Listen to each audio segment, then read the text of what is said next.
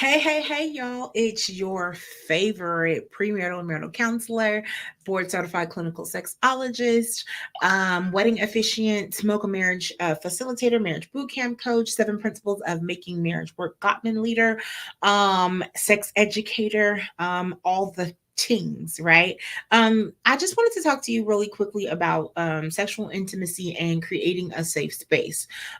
So there is no keener pleasure than that of bodily love. And that was Plato that said that. Listen, so everybody's sexual styles are unique as your personality, right?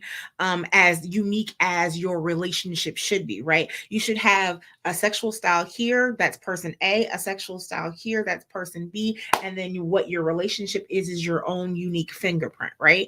And so, although sexual intimacy differentiates a friendship from a romantic relationship, you and your partner should differ in your experience for sex in that relationship, right? And so, sexual intimacy should evolve over the course of your relationship. So whether you're just starting your relationship, you're in the middle somewhere, and when I say the middle, you've been together for 2 to 5 years, 10 years, 20 years, whatever the case may be. Some people have gone their whole relationship without ever having a sex conversation, and little behold to them that the partner is not enjoying their sex life, right?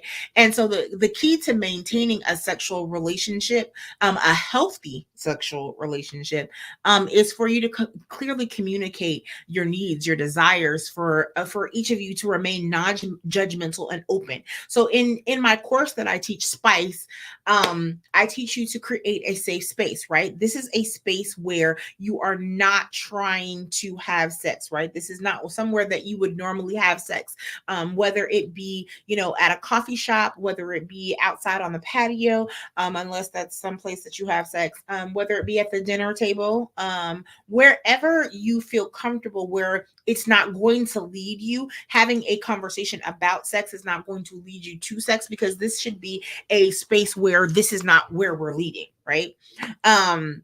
And one of the first symptoms of disconnection in a relationship is the decline of sex, right? And so, people that don't feel emotionally close to one another, they don't want to be sexually close to one another. Hello.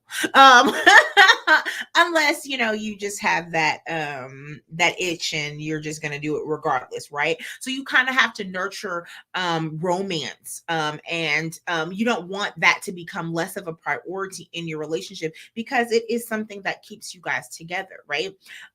Focusing on sexual intimacy in your relationship and creating ways to prioritize it is so much fun, because it keeps your relationship spicy, right?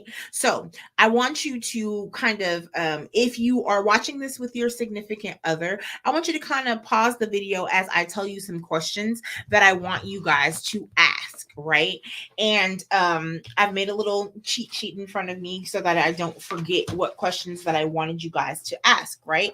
So I want you to go get your favorite drink, whether that be water, Kool-Aid, liquor, a mimosa, whatever that is, right? Go get your favorite drink, and or your favorite food, and whatever. And I want you to sit down and I want you to ask these questions, okay?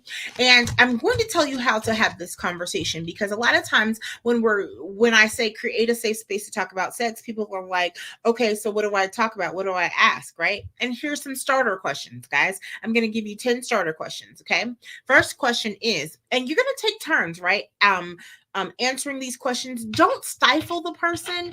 Do not just give a 1 word or 2 word answer. I want you to elaborate on these things. Why? Because this is how you find out what you are doing right, what you are doing wrong, what you want more of, what that partner possibly fantasizes of. There are so many things that come out of this sexual intimacy conversation. So the first question I want you to ask is, do you think that we have a healthy sexual life? Answer this honestly.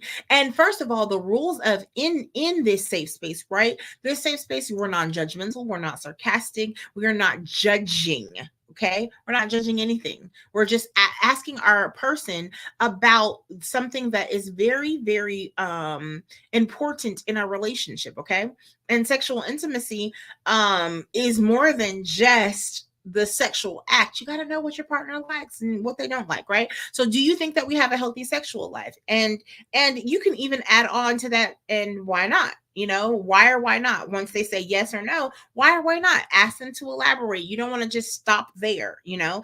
And sometimes it's better to go ahead and elaborate why or why not, right? But make sure that you, if your partner just says yes or no, that you're asking clarifying questions. The second question I want you to ask is, do you feel comfortable talking to me about sex? Yes or no, right? And then why or why not? And do not play the blame game, right? Do not accuse them or anything, but use the words, given prior experience, you know, you once said to me, blah, blah, blah, blah, blah.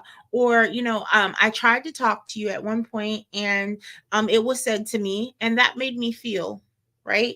Make sure that you're using I statements in this. The question number 3, is there anything that I could do to make it more comfortable? Okay, that's our. I was already leading you into that question, right? Is there anything that I could do? And if you don't know the answer to that question, it's okay to say I don't know, because it may come out in a different way that you didn't realize that that was actually the answer to the question. Okay.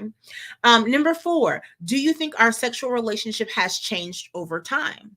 Give examples, guys. If you guys have been married or in a relationship for 5 years, I expect that your sex has evolved or diminished, or, you know, there could be several things that happen over the years. Give examples. But when we first started, we were going like rabbits, and now, you know, we might have sex at once a week.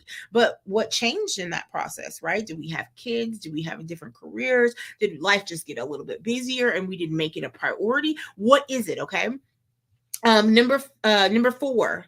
No, I'm sorry. Number 5. If so, what could be better or worse? So that I was already leading you into 5, because that was the follow-up question. Because if you just stop at, do you think our sexual relationship has changed over time, and you don't go to, if so, is it better or worse? Then you don't know the details, right?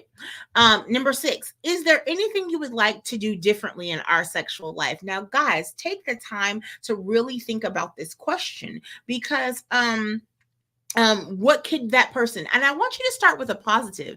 What things do you like about your sexual experience, right? And then go kind of dive into, okay, well, what could we do differently? And don't do it such in a negative light, right? Just well, I would like more of, I would like less of. And if you have ever been in my course, you know that's one of the tools that we utilize. Number 7, did your parents discuss sex with you growing up?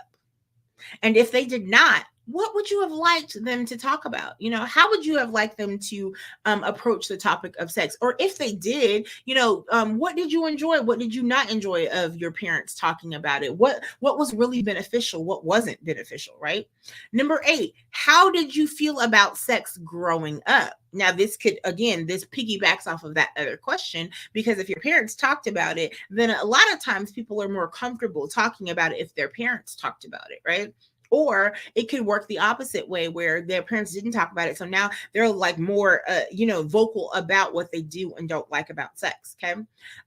Number 9, how important is sex to you in our relationship? This is, you can do on a scale of 1 to 10. It's a 10, it's a 9, it's an 8, whatever the case may be. You could be like, oh my God, it's so important, but I don't get enough of it, you know, and let's talk about it. Right. Number 10, am I respectful of your sexual needs and desires? Oh my gosh.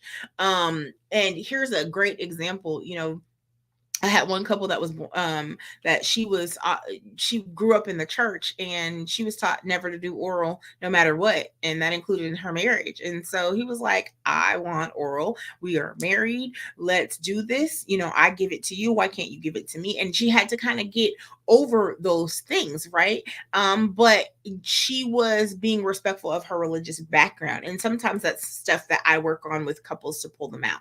Guys, this is been your girl Candy J talking about about sexual intimacy. Please come back, come back, come back. Like, subscribe, ring that bell so that you can get more mental health information, more sexual education information, more couples information, relationships. I talk about so much on this platform. So please make sure that you like, subscribe, ring that bell so that you can come back. And I will be back later on to talk about some other things. Have a